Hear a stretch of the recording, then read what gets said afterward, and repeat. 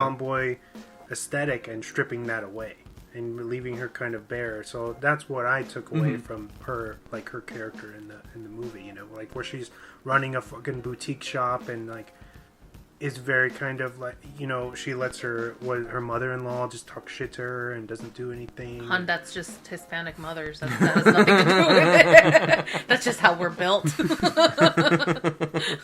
This is your fault. You only did all of this because of you. Which I don't necessarily agree with, because even when she's like shit talking the guy that's trying to take her store, she's still like talking shit to him in a very typical Michelle Rodriguez kind of way. So I feel kind of like, even though she's wearing like the more feminine clothes, she's not in like a wife beater and, you know, like fucking cargo pants or something. It still doesn't necessarily take away that Michelle Rodriguez type of power that normally she just carries. I think it's still very much there, but she still was like more so of the weaker link. But the ending I thought was great. And it kind of like threw me off because I was thinking it was going to go in a completely different way. What way did you think it was going to go? I really thought that they were going to end up just kind of like prematurely trying to do the heist. And then something was going to fucking go wrong because obviously amateurs. And then that would kind of take it on to like another level. Whereas, you know, they learned how to do something better, or one of them gets killed, or one of them gets captured, or, you know, something like that. Also, we should say at the top of the show, there will be spoilers. So if you haven't seen the movie, check it out first. I think it's available on the FX app or through Hulu. You can rent it. Don't watch it on FX because I think it's the TV edit. Even if it's through the app, usually like I don't know. I just know that it was available like on the FX movie channel, but that's going to be cut up. That's going to be edited. Oh, all right. I can tell you that. I don't know where to get it unedited. I own it. So you can borrow it from Chris. You can borrow it from me if you want to watch it. So I'm sorry to disappoint you. You're like, I'm done. Good no, night. I think that Viola Davis is fucking strong, and I think that was such a unique, like, leading character, and like an actress and everything. Did you know that was her first leading role for like pretty much ever? She's been in a ton of stuff, but she's usually a supporting character or like second build. She's coming off of an Oscar win for Fences when she does this, which she's fantastic in. Have you seen that with Denzel? Yeah. Even though I think she was a Best Supporting Actress winner, even though she clearly is a lead character in Fences. But I read that this was her first leading role, or at least she was top billed in the movie for the first time ever. What are your guys' thoughts on the opening? Because you have like, she's what, like mid-50s now? With Liam Neeson. I thought it was very interesting because you don't see movies open up like that with like the like a drastically different interracial couple. And an older one at that. Yeah. So, yeah, kind of stemming off what you're saying, that this is her first, like, big lead role in a film. I thought that was because that's literally how the movie opens up, is they're, like, making out in the bed. And Liam Neeson took his time with Viola Davis, too. I was like, damn, Liam Neeson. He's like, this is my leading lady. Well, we know you love this movie, Chris, right? I do love this movie. It's like one of my top movies of that year, of 2018, and I think it's so underrated. Like, it got good reviews. It did decently at the box office for kind of a mid-budget thriller, even though I think it just barely broke even in the States. But it's really disappointing to me to know that it kind of isn't talked about and just isn't given, I don't want to say the respect, but it doesn't have like that cultural footprint that I think that it should have, for not only being a great drama and a great heist film, but especially a movie, female-led heist film. So I'm always trying to get people to check it out. I've told my sister multiple times when she's seen she's come across me like watching it. But then she was like, "Can you watch it for me?" So your sister hasn't seen it yet? No, and she's always like, "Oh, what is this?" And I say, "Oh, it's Widows. Fucking good movie. You should watch it." She was like, "Is Demi Lovato in it?" But yeah, I've on the few times that she's seen me watching it and asked, I've told her, "Oh, it's Widows. You should check it out. It's a really good movie." But I mean, beyond the 4 leads, the cast is fucking stacked, man. You read them all off at the top of the show, and everyone in the movie is good, like very good in their role, no matter how big or small it You know that is. shit? He like grunted. He's like, "They're good." They are. How do I sound on the mic? He's like, "I'm the Batman."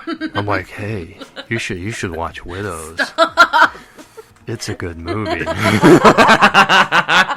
This movie is fantastic.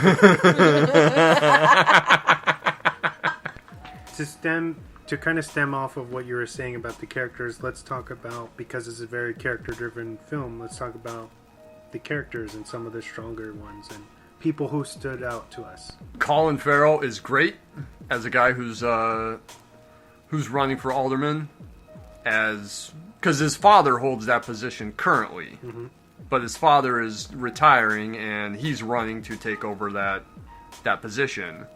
Running against him is Brian Tyree Henry, who is not necessarily a crime boss, but is involved. Some kind of hustler. Yeah. Looking to get out of that, maybe make a name for himself. Yeah, he's basically looking to go legit, and this is his way of going legit. His brother / enforcer, Daniel Kaluuya, is Amazing. fantastic in the movie, and how many lines do you think he actually has? He doesn't have a lot. Yeah, he's a bit player, but everything, like, when you do see him, every time it stands out. He's real menacing in all of his scenes. Scary, probably the scariest performance I think I've seen Yeah. from him. Because he's usually not, like, he doesn't do that. So it was crazy to see him as Yeah. a sociopath and to be so good. Yeah. You know, because he's usually in more, how do you say, like, dialed back or shy, or, you know what I mean? I haven't seen too many with him. Oh, that's right. You haven't seen Get Out or, Queen and Slim, yeah. which is solid. He's really good in it. I think I only saw the... You've seen Judas and the Black Messiah. I saw that one, which he was amazing. He's in Sicario. Oh, that's right. He was? He's Emily Blunt's partner, but he's really good in this movie in his limited screen and even dialogue, because for a lot of his scenes he only has a handful of lines and that's it. Even his last scene in the movie is dialogue free, and he's really scary in that last scene. I mean, we talked about Colin Farrell, but we should mention Robert Duvall is his father, who again only has 2 or 3 scenes in the movie, maybe, and he's great. They kind of did him dirty, like making him like the shitty racist Yeah, politician. he seems like the nice guy and everything, but when his back's up against the wall, yeah, Or just even behind closed doors, you just yeah, hear when he's talking to Colin Farrell, Liam Neeson isn't in it a whole lot, but it is very good. John Bernthal, who we always joke That's about, fucking is in like hilarious. maybe 30 seconds of this movie. Not even. He really they do a flashback with Debicki, because that's her Yeah, was that's her husband, Vicky is his wife. and he was obviously abusive. Mm-hmm. And that's really all you know about the guy, is that he was probably a wife beater. Probably deserved to And die. then, yeah, and he was the only one injured, and whatever happens we don't see how the heist goes wrong. Yeah. It's like we come into it like towards the tail end, Yeah. right, in the beginning, and But he's already injured. He's already Or injured. shot or whatever. and then their van explodes when the cops show up and there's a big shootout, and that's how that whole crew gets wiped out. But they had stolen money from the Manning brothers, $2 million. and now the Manning brothers want that money back, even though those guys are dead. So they threaten the widows of that heist crew, and that's how we get the titular crew, who he says, you guys owe us the money, so either you come up with it or we're gonna kill you. And that's how they form their crew. The women. But at the same time, they're like kind of terrorizing. Her name's Veronica, right? Viola Davis. Mm-hmm. They're terrorizing her because they can't put hands on her, but they're just fucking with everybody around her. They're like at the funeral, Yeah. like menacing her. Brian Tyree Henry shows up at her apartment and is like menacing her dog, which is the same dog from Game Night. Did you read that? Yeah, I did read that. Yeah. it's the same dog from Game Night. Who, if you haven't seen Game Night, you should watch that. And the dog's really funny in it too. That's scored by Cliff Martinez, no? It is. And then they're threatening her driver, Yeah, Garrett Delhunt. Garrett Dillahunt, who's always great. You like him. Fucking love him. Always good in comedy or drama. He's one of those guys that can, Chameleon. that can disappear. Even one of Harry's old partners, the guy in the wheelchair, in the bowling alley, Kuya shows up and starts menacing him. Oh, yeah. You know, That was... He dumps him in the lane and then is just like kind of stabbing him to figure out where he's paralyzed and where he's not. He's kind of just like sticking him with the letter opener is what it looks like, trying to get him to say, you know, where's our money and what does she know.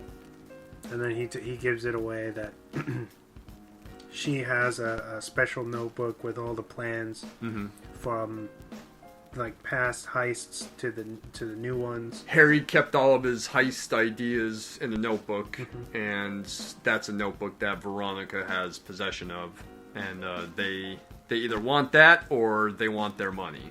Lucas Haas is in it. That's right. And What's he's that? The guy that the Bicky is seeing. Oh, that guy. Yeah, because she's kind of like an escort, basically. Her mom forces her into... That guy had a serious creep factor. Yeah. Jackie Weaver is a fucked up mother. Yeah. And she ends up meeting Lucas Haas' character, who's a great deal shorter than her. Right? We should point out that the Bicky is like 6'3". Yeah. No, the only one in that movie that is her height is probably Liam Neeson. But it's just funny, like, seeing her meet up with him. And he's kind of an asshole to her, too. Or he dangles shit in front of her face because he knows, you know, he's in a position of power. Which is why I said that none of the men in this film have any redeemable qualities. The only one would probably be him, and he's still a piece of shit, in my opinion. Though with just the things that he says, and like he helps her out or whatever, but it never goes anywhere either. Yeah. Right? But at the same time, she starts using him because he's an architect, and she knows that he can figure out the plans, figure out what they're looking at, and he's the one that figures out that it's a safe room in the house. Also, she shouldn't have had those fucking blueprints just lying around. Yeah, that was kind of sloppy. I thought she was the second weakest link. Really? Really? You didn't even like that where she like pretends to be a mail order bride to get the weapons? It was funny, but she still wasn't necessarily impressive to me. Milquetoast? Exactly. Very much so. Exactly. No, disagree. She's really good in that scene where she has to get the guns. That kind of playing that like damsel in distress. Because she asked Veronica, like, guns from where? And she's like, this is America. Yeah, which is a good line. She's operating out of desperation the entire movie. And for being a character who seems like kind of a wallflower early on, she's the one that kind of adapts the quickest to this plan. You know, you can kind of see it in the first time she goes out where she has to pick up the van. She doesn't really know what she's doing. But then when Veronica sends her to get the guns, she knows exactly how to play up on some woman's sympathy to pick up the weapons that she needs without being attached to them at all. And I really like it after she gets the gun. She's like walking out like eating like, was it a corn dog or something? It looks like a hot dog. A hot dog? She's like, all nonchalant, like she didn't just pick up the guns. I just think it's very interesting that is what you're kind of like, your dick is getting hard about, but then you have somebody who's like Kaluuya's character, where compare those two characters.